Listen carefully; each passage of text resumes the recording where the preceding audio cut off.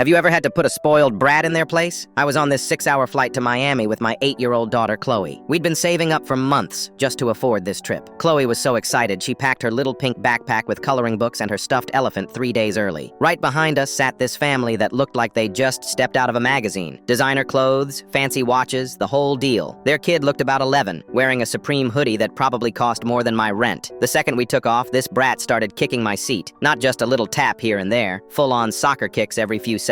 I turned around with my nicest dad smile and said, "Hey buddy, could you please stop kicking my seat?" Kid looked me dead in the eye and kicked it even harder. His mom, wearing Gucci sunglasses inside the plane, just shrugged. He's just excited. Kids will be kids, you know? For the next hour, this demon child was doing everything possible to make everyone miserable. He kept pressing the flight attendant button every 5 minutes just to complain. "Why isn't my Coke colder? I want a bigger bag of chips. This movie is stupid. Change it." The poor flight attendant was trying so hard to stay professional, but I could see her eye twitching. Other passengers were starting to give dirty looks. Chloe was getting upset because she couldn't concentrate on her coloring. Then came the meltdown. Kid stands up in his seat, points at Chloe, and screams at the top of his lungs, "I want the window seat! She doesn't deserve it! My dad makes more money than her dad!" His parents just sat there scrolling their phones like nothing was happening. The mom actually had the nerve to tell me, "Maybe you should just switch seats. He really wants that window." I looked at Chloe, who was about to cry, then back at this spoiled monster. That's when I leaned over the seat and said in my calmest dad voice, "Do you know what happens to kids who make everyone on a plane miserable?" The kid stopped screaming. For the first time all flight, he was actually listening. They don't get to sit with their family anymore. The flight attendants move them to the very back of the plane, right next to the toilets where it smells really bad. And they have to sit there all alone for the rest of the flight. His eyes went wide. "That's not real." "Oh, it's very real," I said, still super calm. "The captain makes the announcement and everything. Would you like me to call the flight attendant over to explain the policy?" The flight attendant, who had been watching this whole thing, came over with perfect timing. She looked at the family and said, "Is there a problem here? Because if we need to relocate passengers for the comfort and safety of other travelers, we absolutely can do that." The kid's face went white. He looked at his parents, but they were finally paying attention and looking embarrassed. The dad actually apologized to me. For the remaining 4 hours, that brat sat perfectly still. No kicking, no screaming, no pressing buttons. Every time he even shifted in his seat, he'd glance at me nervously like I might call the toilet police on him. When we landed, Chloe tugged on my sleeve and whispered, "Dad, do they really move bad kids to the smelly seats?" I whispered back, "No," but he didn't need to know that. The spoiled family rushed off the plane without making eye contact. Chloe got to enjoy her window seat the whole time, and I got to enjoy the sweetest silence I'd ever heard at 30,000 feet.